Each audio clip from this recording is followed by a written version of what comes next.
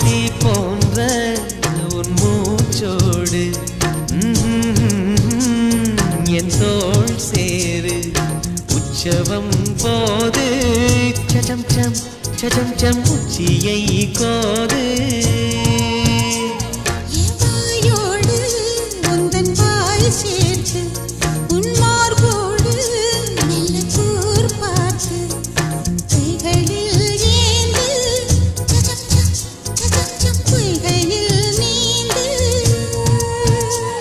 நான் வேறாய் அடவேர்த்தேனே